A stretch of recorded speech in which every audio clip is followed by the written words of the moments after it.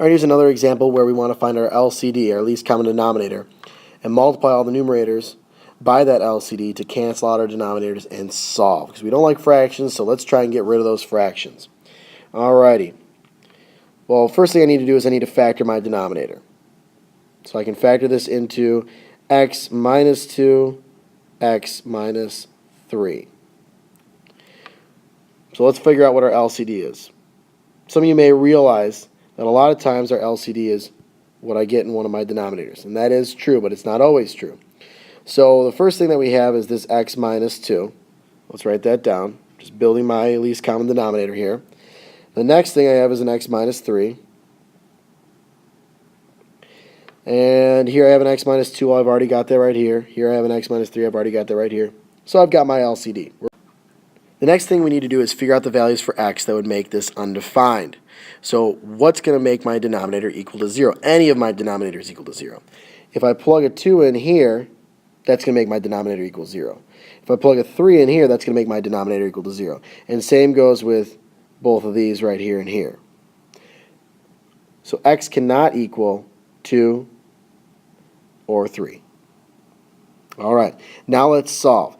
Well, I need to multiply all my numerators by my least common denominator. And when I do that, I have x times x minus 2 times x minus 3 all over x minus 2 plus x times x minus 2 times x minus 3 all over x minus 3 equals 3 times x minus 2 over x minus 3 all over x minus 2 times x minus 3. Now we can go with our cancellations. I can cancel these two, I can cancel these two, and I can cancel these four right there. Well, now I am left with x times x minus 3. I'm going to distribute that right now. X squared minus 3x plus x times x minus 2, which is x squared minus 2x, equals, just left with 3. Let's combine like terms, put everything on one side. So I have x squared plus x squared, that's 2x squared, negative 3x, negative 2x, that gives me negative 5x, and I subtract 3, so I have negative 3 here, that equals 0. Ooh, this one I don't have a GCF. It's a rainbow method problem. I know how excited you guys are about rainbow method. Alright, 2 times negative 3 gives me negative 6, and then I want to add to negative 5. Well, what two numbers give me that? Negative 6 and positive 1. Negative 6 times 1 gives me negative 6. Negative 6 plus 1 gives me negative 5. I'm going to write that out.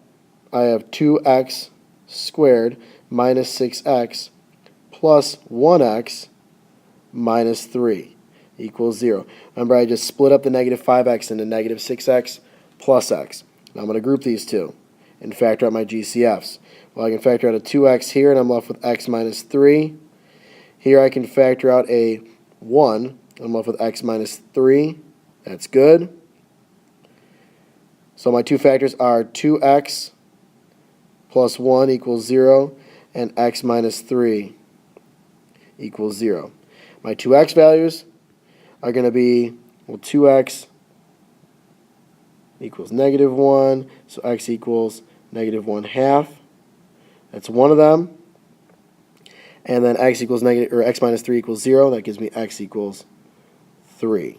But let's make sure that both of these work. If I plug in negative 1/2, are any of my denominators going to be 0? Not here, not here, and not here. If I plug in 3, I'm good here. But here, I have 3 minus 3, which is 0.